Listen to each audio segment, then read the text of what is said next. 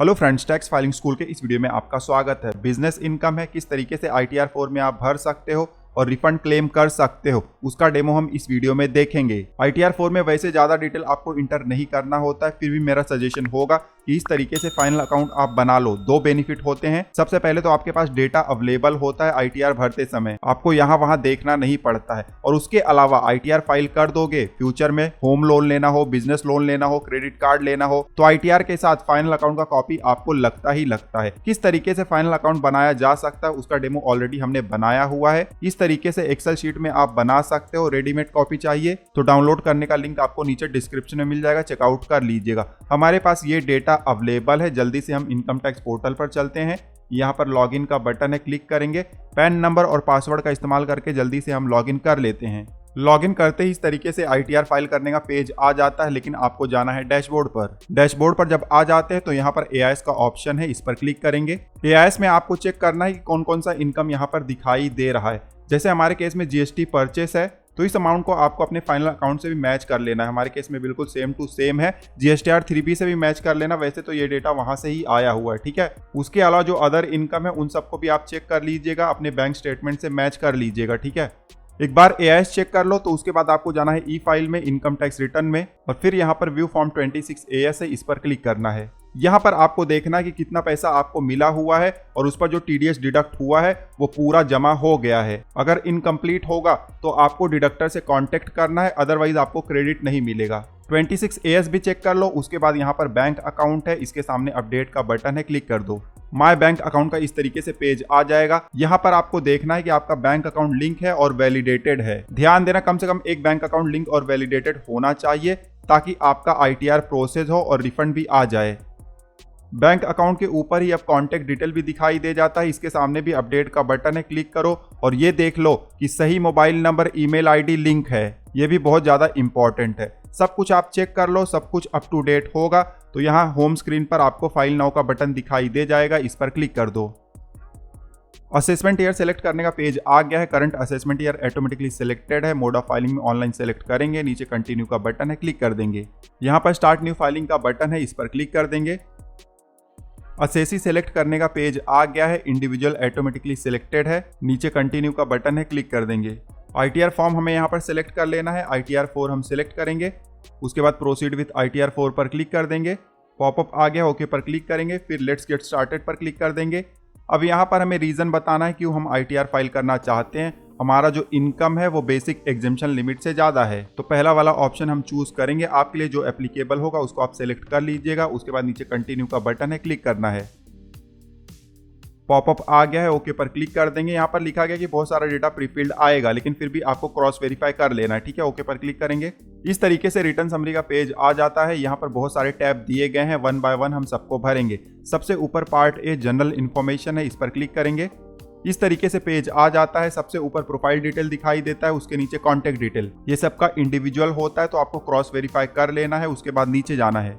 नीचे आओगे तो यहाँ पर नेचर ऑफ एम्प्लॉयमेंट का ड्रॉप डाउन है, इस पर क्लिक करो। अगर आप सैलराइड हो तो एम्प्लॉयर का क्या नेचर है वो आप सेलेक्ट कर लो। अगर सैलरी आपको नहीं मिलता है तब आपको नॉट एप्लीकेबल सेलेक्ट कर लेना है। इस तरीके से पॉपअप आ जाएगा, ओके पर क्लिक कर दो। अब नीचे फाइलिंग सेक्शन है, यहाँ पर 139(1) हमें सेलेक्ट करना है अगर ड्यू डेट से पहले फाइल कर रहे हो तो, ठीक है। और नीचे आना है। अब यहाँ पर हमसे पूछा जाता है कि पिछले साल में हमने कौन सा टैक्स सिस्टम चुना हुआ था। सवाल थोड़ा सा घुमाकर पूछा गया है, लेकिन इंटेंशन वही है। अगर आपने ओल्ड टैक्स सिस्टम चुना हुआ था पिछले साल तो यस पर क्लिक करना है। यस पर क्लिक करोगे तो पिछले साल जो आपने फॉर्म नंबर 10 IA भरा हुआ था उसका डिटेल भी इंटर करना होगा। हमारे केस में हमने न्यू टैक्स सिस्टम चुना हुआ था तो नो पर क्लिक करेंगे। फिर नीचे आएंगे, इस साल भी हम न्यू टैक्स सिस्टम ही चुनना चाहते हैं तो उसके लिए यहाँ पर एक सवाल पूछा गया है, ठीक है। यस या नो यहाँ पर दिया गया है, हम नो सेलेक्ट कर लेंगे। यस सेलेक्ट करोगे तो इस साल भी आपको फॉर्म नंबर 10 IA का डिटेल भरना पड़ेगा। हमारे केस में न्यू टैक्स सिस्टम है तो नो सेलेक्ट कर लेंगे। नीचे आएंगे, रिप्रेजेंटेटिव असेसी तो नो है, और नीचे आएंगे बैंक डिटेल का रो है, इस पर क्लिक करेंगे। एक बैंक अकाउंट हमारा लिंक है और वैलिडेटेड भी है, मिनिमम एक होना ही चाहिए। और नीचे आएंगे, कंफर्म का बटन है, क्लिक कर देंगे।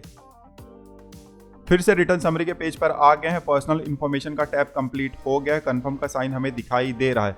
अब नीचे आएंगे, ग्रॉस टोटल इनकम का रो है, इस पर क्लिक करेंगे। टोटल इनकम का पेज आ गया। यहाँ पर बहुत सारे ऑप्शन आपको मिल जाते हैं इनकम डिटेल इंटर करने के। सबसे ऊपर देखिए बिजनेस और प्रोफेशन का डिटेल आप इंटर कर सकते हो। हमारे केस में बिजनेस है और यहाँ पर हमारा फाइनल अकाउंट है, तो जो डिटेल यहाँ पर अवेलेबल है उसको ही हम भर देंगे। सबसे पहले देखिए यहाँ पर एडिट का बटन है, क्लिक कर दो। अब इस तरीके से पेज आ जाएगा। बिजनेस होगा तो सेक्शन 44 AD में आपको दिखाना है, प्रोफेशन है तो 44 ADA में। हमारे केस में बिजनेस है तो 44 AD के नीचे शो डिटेल है, इस पर क्लिक करेंगे। अब यहाँ पर ऐड अनदर का बटन है, इस पर क्लिक करेंगे। यहाँ पर हमें बिजनेस का नाम डालना है, कोड डालना है और डिस्क्रिप्शन। डिटेल इंटर कर दो, नीचे सेव का बटन है, क्लिक कर दो। फिर से मेन पेज पर आ गए हैं। 44 AD के नीचे शो डिटेल पर क्लिक करेंगे। यहाँ पर आप देख सकते हो रो ऐड हो गया है। अब नीचे आएंगे, इनकम का डिटेल हमें यहाँ पर इंटर करना होगा। यहाँ पर ऊपर देखिए जो टर्नओवर है उसके लिए यहाँ पर 3 बॉक्सेस दिए गए हैं। बैंकिंग चैनल के थ्रू आपका टर्नओवर जो होता है उसको आप इस बॉक्स में इंटर करिए। जो कैश में होता है वो आप यहाँ पर इंटर करिए, और इन दोनों को छोड़कर कोई थर्ड मोड भी है तो उसका डिटेल आपको यहाँ पर मेंशन करना है। हमारे केस में ये टर्नओवर है और पूरा बैंकिंग चैनल के थ्रू ही होता है, तो ये अमाउंट हम इंटर कर देंगे इस तरीके से। मान लो आपका कैश में भी होता है तो आप बाइफरकेट कर दीजिएगा इस तरीके से। बैंकिंग चैनल में जो होता है वो यहाँ पर, और जो कैश वगैरह में होता है वो यहाँ पर आप मेंशन कर सकते हो। अलग अलग दिखाना पड़ेगा क्योंकि जो प्रिजम्पटिव इनकम कैलकुलेट करने का रेट होता है वो अलग होता है। जो बैंकिंग चैनल के थ्रू हम दिखाते हैं उसके ऊपर 6% प्रॉफिट हमें मिनिमम दिखाना ही पड़ता है इस बॉक्स में, और जो कैश वगैरह के जरिए होता है उसका मिनिमम 8% प्रॉफिट हमें दिखाना ही पड़ता है इस वाले बॉक्स में। ठीक है, हमारे केस में बैंकिंग चैनल वाला है तो इस बॉक्स में हमें मिनिमम प्रॉफिट दिखाना पड़ेगा 6%। अब मिनिमम 6% हमारा होता है 2 लाख के आसपास, लेकिन एक्चुअल में जो हमारा प्रॉफिट है वो बहुत ज्यादा है। तो जो ज्यादा वाला प्रॉफिट है उसको ही हम ITR में दिखाएंगे, क्योंकि टैक्स नहीं लगेगा, पूरा रिफंड भी आ जाएगा और ये हमारे फाइनल अकाउंट से मैच हो जाएगा। देखिए यहाँ पर हमने जो PNL अकाउंट में हमने प्रॉफिट दिखाया हुआ है उससे मैच हो रहा है, तो प्रॉफिट हमने दिखा दिया हुआ है। ध्यान देना, फिर से बताना चाहूंगा 6% से ज्यादा आप दिखा सकते हो, कम नहीं दिखा सकते। ठीक है, आपका कैश भी होगा तो वो भी आप दिखा दीजिएगा 8%। तो प्रॉफिट हमने दिखा दिया हुआ है। अब नीचे आएंगे, यहाँ पर सेव का बटन है, क्लिक कर देंगे। पॉपअप आया, ओके पर क्लिक करेंगे। बिजनेस प्रोफेशन का डिटेल हमारा यहाँ पर आ गया है। उसके बाद नीचे आएंगे, सैलरी वगैरह तो हमारे केस में है नहीं, हाउस प्रॉपर्टी वगैरह हमारे केस में है नहीं। डिटेल वीडियो जो ITR 4 का हमने बनाया हुआ है उसमें आपको इन सब चीजों का डेमो मिल जाएगा। अब नीचे आएंगे, इनकम फ्रॉम अदर सोर्स है, इस पर क्लिक करेंगे। हमारे केस में सेविंग बैंक का इंटरेस्ट है और डिपॉजिट का इंटरेस्ट है, यही 2 ही अदर सोर्स के इनकम है। अमाउंट जो है थोड़ा सा चेंज है, बॉक्स को सिलेक्ट करके एडिट पर क्लिक कर देंगे। यहाँ पर अमाउंट हम सही कर देंगे और नीचे सेव का बटन है, क्लिक कर देंगे। उसी तरीके से फिक्स डिपॉजिट का भी यहाँ पर अमाउंट अलग है, एडिट कर देंगे और नीचे सेव का बटन है, क्लिक कर देंगे। फिर से मेन पेज पर हम आ गए हैं। यहाँ पर अदर सोर्स हमारा कंप्लीट हो गया है, बिजनेस इनकम भी हो गया है, अदर सोर्स भी कंप्लीट हो गया है। ये टोटल इनकम हमें यहाँ पर दिखाई दे रहा है। नीचे आएंगे, कंफर्म का बटन है, क्लिक कर देंगे। फिर से रिटर्न समरी के पेज पर आ गए हैं। ग्रॉस टोटल इनकम भी हमारा कंप्लीट हो गया है। नीचे आएंगे, डिस्क्लोजर एग्जेम्प्ट इनकम का रो है, इस पर क्लिक करेंगे। अब इस तरीके से पेज आ गया। बहुत सारे इंपॉर्टेंट ऑप्शन आपको यहाँ पर दिखाई दे जाते हैं। सबसे ऊपर फाइनेंशियल पर्टिकुलर्स ऑफ बिजनेस है, एडिट पर क्लिक करेंगे। अगर आपने फाइनल अकाउंट बनाया हुआ है, क्रेडिटर, डेटर, क्लोजिंग स्टॉक और कैश इन हैंड, ये 4 ऑप्शन आपको यहाँ पर इंटर करने हैं। वैसे तो इस साल से शायद कंपलसरी नहीं है, क्योंकि यहाँ पर रेड मार्क दिखाई देता था हर साल। इस साल से वो रेड मार्क हट गया है। ऊपर से देखिए टाइटल में आपको लिख कर आता था कि 4 ऑप्शन आपको भरने होंगे, लेकिन वो भी अब हट गया है। फिर भी जो 4 ऑप्शन है उनको हम कम से कम भर देंगे ताकि कोई इशू ना हो। हमारे बैलेंस शीट में है तो जल्दी जल्दी हम भर देंगे। आपके केस में नहीं होगा तो आप 0 इंटर करके छोड़ भी सकते हो। ठीक है, हमने सारा डिटेल भर दिया हुआ है। उसके बाद नीचे आएंगे, सेव का बटन है, क्लिक कर देंगे। अब इस तरीके से हमें दिखाई दे जाएगा। ध्यान देना, जो भी डिटेल हमने भरा हुआ ये डेमो है, बट आपको अपना सही डेटा भरना है और डेटा नहीं है तो 0 ही रहने देना है। ठीक है, उसके बाद नीचे आएंगे, GST नंबर आपके केस में है तो GST के हिसाब से जो टर्नओवर होता है उसको आपको यहाँ पर दिखाना होगा। हमारे केस में GST नंबर है तो ऐड अनदर पर क्लिक करेंगे, GST नंबर यहाँ पर मेंशन करेंगे और जो annual value of outward supply है उसको यहाँ पर मेंशन कर देंगे। डिटेल भर दो तो नीचे सेव का बटन है, इस पर क्लिक कर देना है। सेव करोगे तो फिर से मेन पेज पर आ जाओगे। अब नीचे आना है तो GST का टर्नओवर हमें दिखाई दे जाता है। इस रो पर क्लिक करोगे तो इस तरीके से डिटेल आपका जो ऐड हुआ है दिखाई दे जाता है। इसको मिनिमाइज कर देंगे। अब मान लो आपको कोई एग्जेम्प्ट इनकम है तो उसको आप यहाँ पर दिखा सकते हो। आखिरी वाले रो पर क्लिक करोगे, ऐड अनदर का बटन है, क्लिक करके जो भी आपका नेचर होगा इनकम का उसको आप सेलेक्ट कर लो, अमाउंट इंटर कर दो और सेव का बटन है, क्लिक कर दो। ठीक है, हमारे केस में नहीं है तो छोड़ देंगे, बैक पर क्लिक करेंगे। सारा डिटेल हमने भर दिया हुआ है। अब नीचे आएंगे, यहाँ कंफर्म का बटन है, क्लिक कर देंगे। फिर से रिटर्न समरी के पेज पर आ गए हैं। डिस्क्लोजर एग्जेम्प्ट इनकम का रो हमारा कंप्लीट हो गया। नीचे आएंगे, लॉन्ग टर्म कैपिटल गेन अगर आपको है सेक्शन 112A के तहत और वो एग्जेम्प्ट है, मतलब 1,25,000 से कम है, तो इस वाले रो में आप उसका अमाउंट इंटर कर सकते हो। हमारे केस में नहीं है तो इसको हम कंफर्म करके छोड़ देंगे। फिर से रिटर्न समरी का पेज आ गया है। नीचे आएंगे, टोटल डिडक्शन का रो है, इस पर क्लिक करेंगे। हमने नया टैक्स सिस्टम चुना हुआ है तो ज़्यादा ऑप्शन यहाँ पर अवेलेबल नहीं है। इनफैक्ट कुछ भी हमारे लिए अवेलेबल नहीं है। आपके केस में कुछ अवेलेबल होगा तो इंटर करिएगा और फिर नीचे कंफर्म का बटन है, क्लिक कर देना है। फिर से रिटर्न समरी का पेज आ गया है। अब नीचे आएंगे, टैक्स पेड का रो है, इस पर क्लिक करेंगे। इस तरीके से पेज आ जाएगा। सैलरी पर टीडीएस डिडक्ट हुआ है तो पहले वाले रो में आपको दिखाई दे जाएगा। हमारे केस में सैलरी नहीं है, हमारे केस में बिजनेस इनकम है, तो बिजनेस इनकम हो, अदर सोर्स का इनकम हो, उस पर टीडीएस डिडक्ट हुआ है तो सेकेंड रो में दिखाई दे जाएगा। इस पर क्लिक करो। क्लिक करोगे तो इस तरीके से रो आपको दिखाई दे जाएगा और यहाँ पर कितना टीडीएस डिडक्ट हुआ है, कितना आप क्लेम करने वाले हो, कितना आपका इनकम दिखाई दे रहा है, कौन से हेड में है, सब कुछ आपको चेक कर लेना है। ठीक है, कुछ भी रॉन्ग होगा तो चेक बॉक्स पर क्लिक करो और एडिट कर दो। ठीक है, हमारे केस में सब कुछ बिल्कुल सही है। मिनिमाइज कर देंगे। कोई इनकम टैक्स पेमेंट वगैरह आपने किया होगा तो यहाँ पर आखिरी रो है, advance tax and self assessment tax, इस पर क्लिक करो। यहाँ पर आप ऐड भी कर सकते हो, अदरवाइज यहाँ पर ऑटोमेटिकली आ भी जाएगा। ठीक है, सारा डिटेल आप चेक कर लो, उसके बाद नीचे कंफर्म का बटन है, क्लिक कर दो।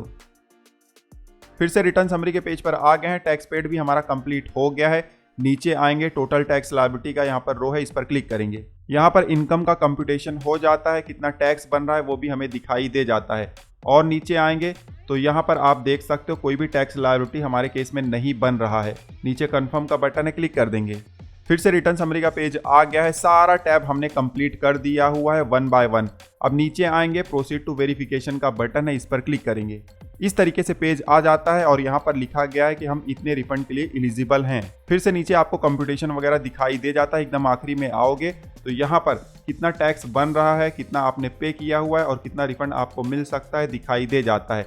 और ये अमाउंट अगर बिल्कुल सही है आपके हिसाब से तब आपको आगे बढ़ना है। नीचे preview and submit your return का बटन है, क्लिक करना है। इस तरीके से पेज आ जाता है। चेक बॉक्स पर क्लिक करो, यहाँ पर प्लेस इंटर करो, उसके बाद नीचे आ जाओ, यहाँ पर प्रोसीड टू वैलिडेशन का बटन है, क्लिक कर दो। वैलिडेशन सक्सेसफुल का स्क्रीन आ गया है। अब नीचे प्रीव्यू का बटन है, क्लिक कर दो। जो भी डिटेल हमने भरा हुआ है आईटीआर में सारा कुछ आप यहाँ पर देख सकते हो। लेफ्ट साइड में आप देख सकते हो टैब के ऑप्शन दिए गए हैं। ठीक है, तो क्लिक करके आप चेकआउट कर सकते हो। सारा कुछ सही होगा तो आपको नीचे आना है, प्रोसीड टू वैलिडेशन का बटन है, क्लिक करना है। फिर से वैलिडेशन सक्सेसफुल हो गया है। अब नीचे प्रोसीड टू वेरिफिकेशन का बटन है, इस पर क्लिक करना है।